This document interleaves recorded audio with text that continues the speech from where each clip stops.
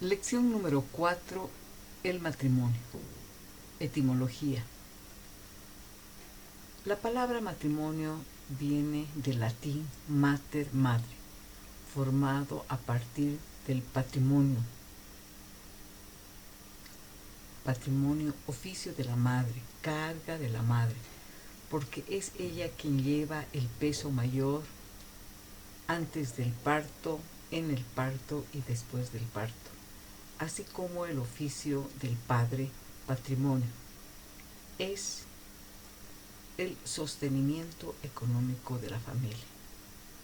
El diccionario de la Real Academia define al matrimonio como la unión de un hombre y una mujer concertada de una vida mediante determinados ritos o formalidades legales. También podemos señalar en la etimología que el matrimonio viene de matriz, de madre, porque solamente la mujer puede tener hijos. Número 2. Definición. Acá podemos señalar varias definiciones de matrimonio. Por ejemplo, cómo señala el Código Civil Ecuatoriano. El matrimonio es un contrato solemne por el cual un hombre y una mujer se unen, actual e indisolublemente, por toda la vida, con el fin de vivir juntos, de procrear y auxiliarse mutuamente. En la actualidad, de acuerdo a una nueva disposición, se suprimió la palabra indisoluble, porque ya se acepta el divorcio. Planiol, Rippert y Rost indican que el matrimonio es un acto jurídico por el cual un hombre y una mujer establecen entre sí una unión que la ley sanciona y que no puede romperse por una voluntad. Para la concepción religiosa, el matrimonio es una institución perpetua, indisoluble y elevada a la dignidad de sacramento por nuestro Señor Jesucristo. El jurista boliviano Luis Gareca Oporto señala que el matrimonio es una institución natural de orden público, que en mérito al consentimiento común en la celebración del acto nupcial, mediante ritos o normas legales, se establece la unión entre un hombre y una mujer para conservar la especie, compartiendo el sacrificio y felicidad del hogar en la adecuada formación de la familia, fundada en principios de moralidad, perpetuidad e indisolubilidad,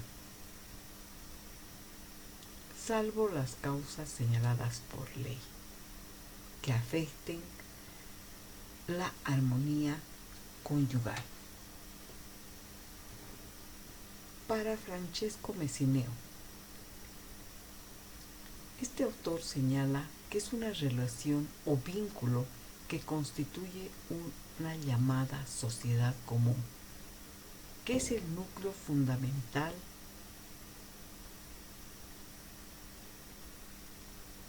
de la familia entre dos personas de distinto sexo, que se cree entre ellos una comunidad de vida total y permanente, con derechos y obligaciones recíprocas, determinados por la propia ley. Número 3. Reseña histórica. Señalamos que en la India la institución del matrimonio está insertada en los códigos y leyes de Manú, donde estipulan que la mujer le debe reverencia al marido y el matrimonio tiene la finalidad de la procreación de un hijo varón, protegiendo la descendencia en resguardo del patrimonio, donde predomina la autoridad del marido. En Grecia, el varón debía tener 35 años y la mujer 25 para contraer nupcias. El celibato era sancionado y castigado. Con referencia a la familia de la mujer, ésta tenía que dar un dote para sostener las obligaciones matrimoniales.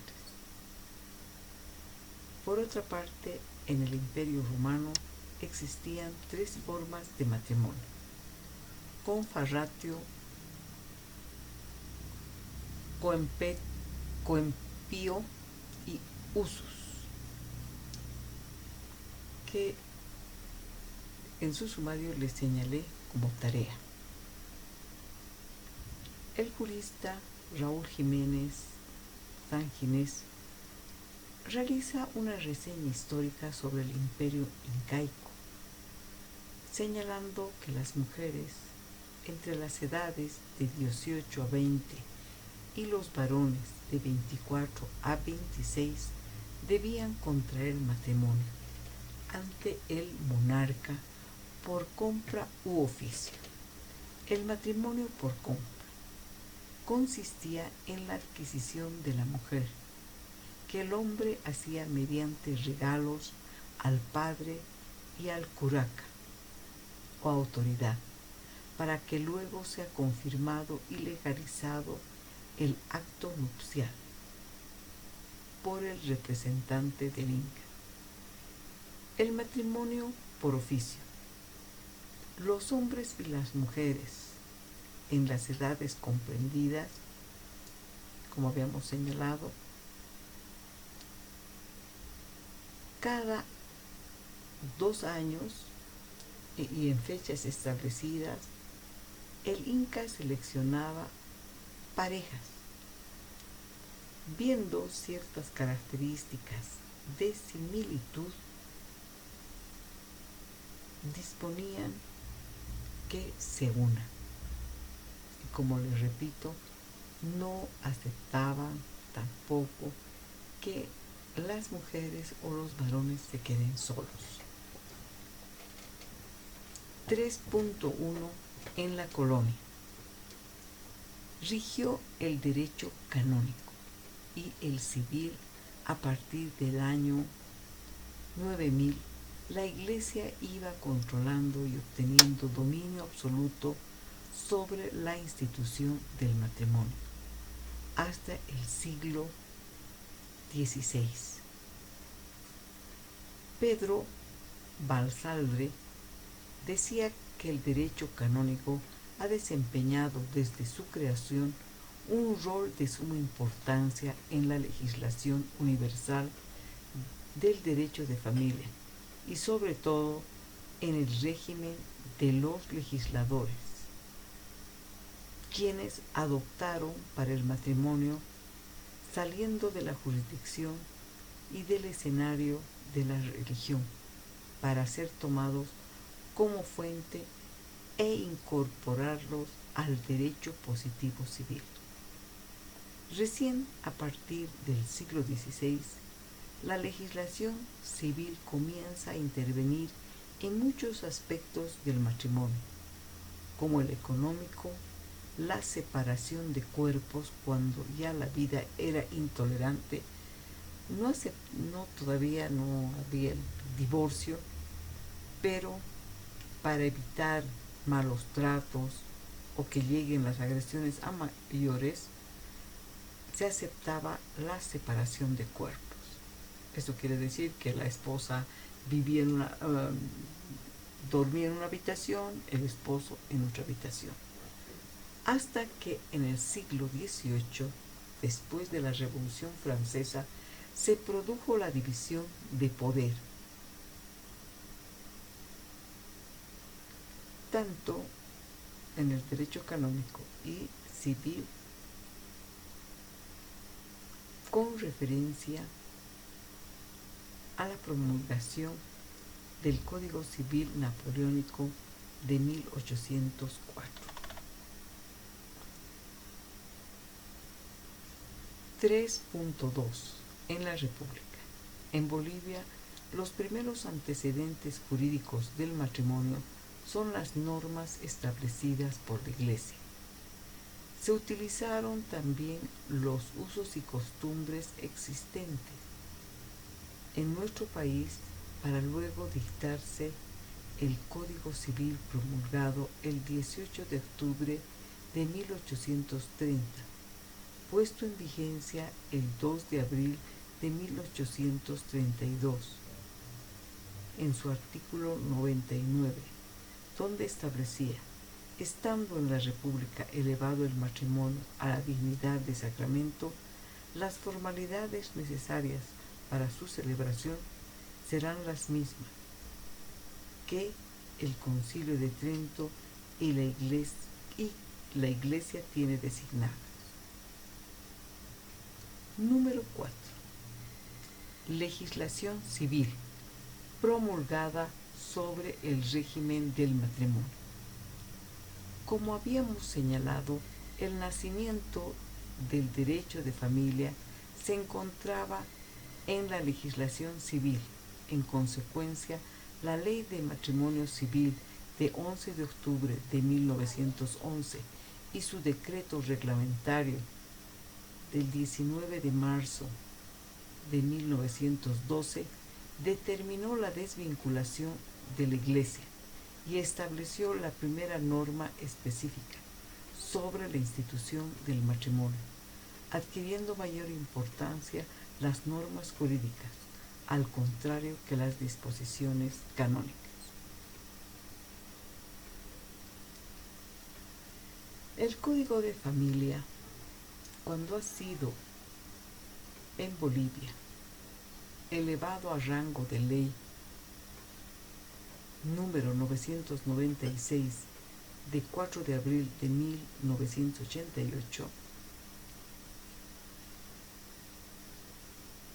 era el primer cuerpo legal especializado que tendrá por objeto regular las relaciones interpersonales, requisitos, formalidades, celebración y solemnidades del matrimonio. Número 5. Naturaleza jurídica del matrimonio. Para los historiadores y juristas ha sido y fue muy difícil llegar a determinar la verdadera naturaleza del matrimonio, porque esta institución constituye no solo el origen del Estado, sino tiene implicancias religiosas, sociales, políticas y económicas, porque esta cédula social natural genera un conjunto de relaciones jurídicas familiares que son de dedicación de los legisladores para dotar a la sociedad un respaldo jurídico de orden social, al extremo de ser objeto de estudio dentro del ámbito del derecho civil, conceptualizando como un contrato.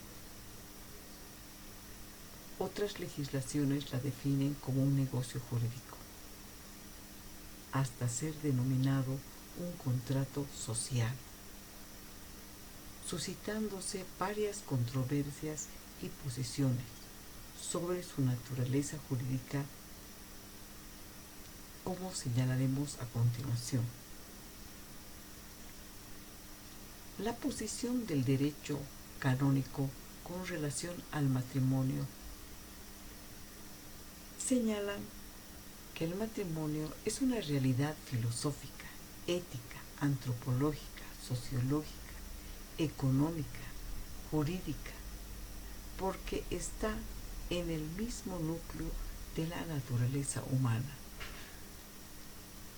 Son muchas las ciencias que intervienen en su estudio: la filosofía, sociología, economía, teología, ética. Por ejemplo, el derecho, al darle una estructura jurídica, debe fundamentarse en todas estas disciplinas.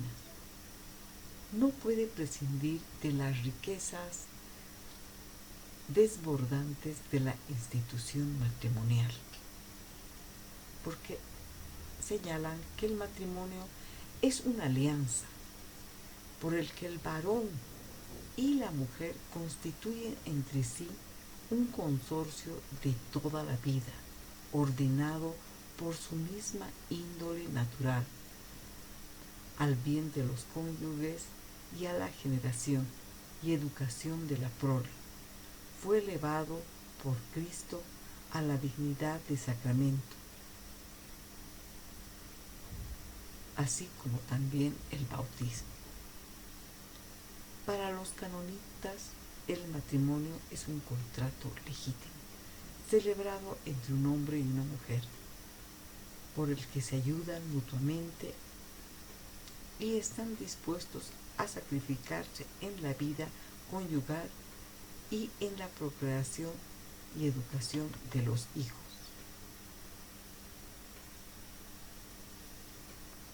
Por otra parte, el matrimonio civil puede ser conceptualizado también de la siguiente manera. Se define como un contrato solemne por el que un hombre y una mujer se unen con el fin de vivir juntos, de procrear y de auxiliarse mutuamente.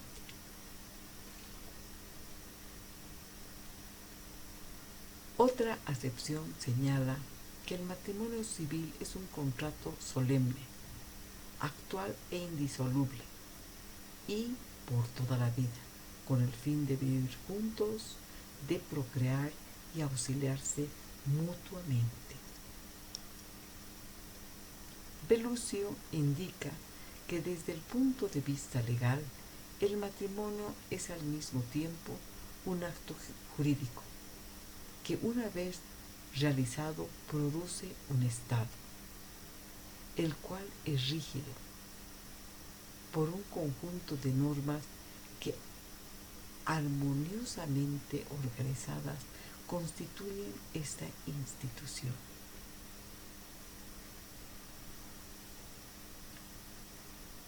También Messineo señala que el matrimonio civil es una convención del derecho familiar como un negocio jurídico bilateral, pero de contenido personal, correspondiendo señalar que es más propio llamar instituto antes que contrato o negocio jurídico familiar. Así, con el aditamento familiar para distinguir de los demás negocios jurídicos que recaen sobre elementos patrimoniales, porque todo acuerdo de voluntades es siempre, indica este autor, un negocio jurídico. Pero nosotros llamaremos que es un instituto, no un negocio.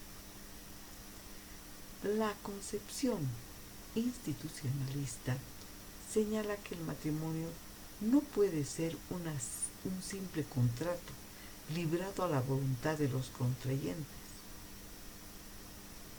Es algo superior porque perdura más allá de la vida, busca el bienestar colectivo, familiar y se identifica con el concepto de institución.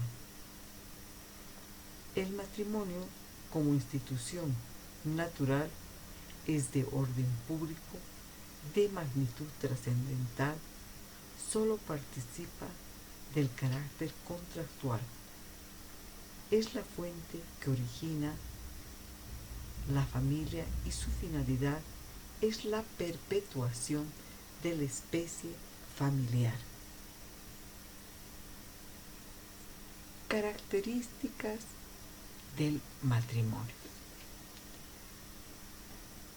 Lo primero podemos señalar a unidad.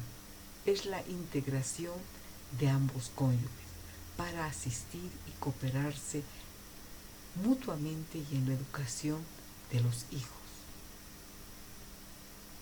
B. Monogamia. El matrimonio tiene que estar cimentado en la fidelidad sexual. C.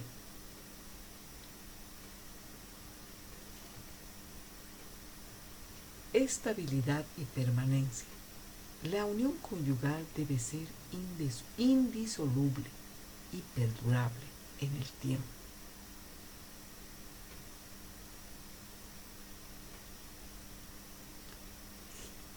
D. Legalidad. La unión de un hombre y de una mujer se encuentra bajo la autoridad y potestad de la ley, como goza de la protección del Estado. E. Notoriedad pública. El matrimonio es un acto solemne celebrado por un representante del Estado y de forma pública, con el conocimiento de la sociedad. F. Derechos y obligaciones. El matrimonio genera en la pareja derechos y obligaciones, como el respeto, la fidelidad, la asistencia, la cooperación y la ayuda mutua.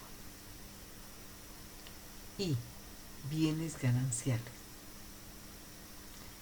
Desde el momento de la celebración del matrimonio, este da inicio a la adquisición de bienes gananciales, respetando los bienes propios de cada uno de los cónyuges. J. Ausencia de impedimentos. La pareja debe tener aptitud psicobiológicas. Edad, 16 años y 14 años la mujer. De estas edades deben contar con el consentimiento y la aprobación de sus padres o tutores. Asimismo, no tienen que estar vinculados por nexos de consanguinidad hasta el segundo grado, y también tiene que existir libertad de Estado. Número 7. Condiciones y requisitos para contraer matrimonio. Las condiciones y los requisitos son la edad. Artículo 137. Edad. La persona podrá constituir libremente matrimonio o unión libre una vez cumplida la mayoría de edad. De manera excepcional, se podrá constituir matrimonio u unión libre a los 16 años cumplidos, siempre que cuente con la autorización escrita de quienes ejerzan autoridad parental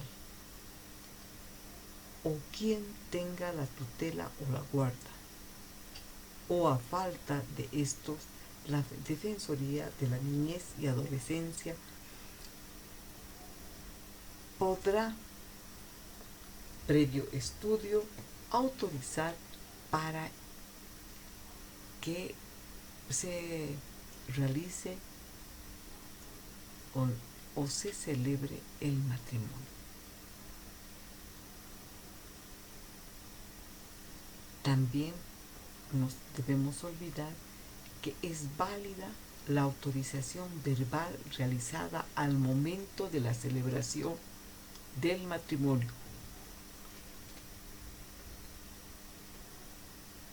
O del registro de la unión libre ante el oficial del registro civil. Parágrafo 3. Cuando no existe autorización, el interesado solicitará a la autoridad judicial. También para la celebración del matrimonio necesariamente tiene que existir libertad de Estado. Que la persona que se case tiene que estar totalmente libre. Y el interesado tiene que presentar la cancelación de su partida matrimonial, que permite certificar la libertad de Estado. Y esto se tramita en el Cereci. El no cumplimiento significa la comisión del delito de bigam, establecido por los artículos 240 y 241 del Código Penal. ¿Qué son los impedimentos para constituir matrimonio o unión libre? Estos impedimentos se encuentran en el artículo 141. A. Interdicción. Si la persona no está en su sano juicio, es vulnerable, llegando a ser víctima de cualquier persona que se acerque con fines matrimoniales, sabiendo de sus limitaciones. ¿No? En cuanto a la salud mental y física, el artículo 45 del Código de Familia abrogado no puede contraer matrimonio el declarado interdicto por causa de enfermedad mental. B. Parentesco consanguíneo. Este parentesco está totalmente prohibido en línea ascendente y descendente. Ascendente y descendente. No puede haber esta proximidad porque no puede existir la proximidad parental para constituir matrimonio. Y estas razones son moral, social, religiosa y por último, por una salud física y mental. Por eso la misma norma indica, está prohibido en línea directa el matrimonio entre ascendentes y descendientes. Parentesco adoptivo. Por principios éticos y morales, tampoco. Efectivamente, la misma norma señala que vamos a avanzar, que existen ciertas excepciones. D. Impedimento por delito o inexistencia de crimen conyugal. Artículo 50, Código de Familia. Tampoco pueden casarse dos personas cuando una ha sido condenada a homicidio consumado contra el cónyuge de la otra, mientras la causa está pendiente. Se suspende la celebración del matrimonio. No solamente puede ser su cónyuge, puede ser también una que sea el novio, la novia, y entre ellos tramen la muerte del cónyuge de uno de estos. E. Vínculo de tutela. El tutor, sus parientes de línea directa o colateral hasta el 4º grado y sus afines hasta el 2º no pueden contraer matrimonio con la persona sujeta a tutela mientras dure el ejercicio del cargo, hasta que las cuentas y la gestión estén judicialmente aprobadas.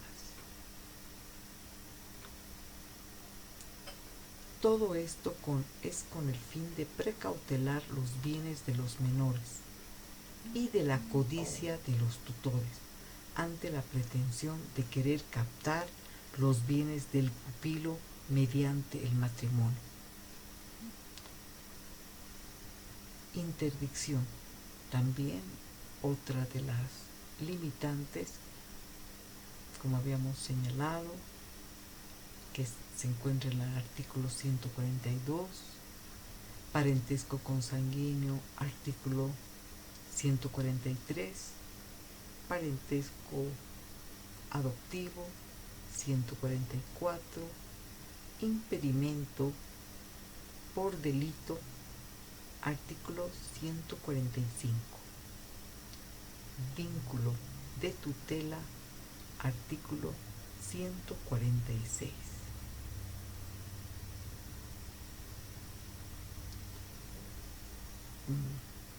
Deben dar lectura a los artículos 147, 148, 149, 150, 151. Muchas gracias. Acá hemos terminado la lección del matrimonio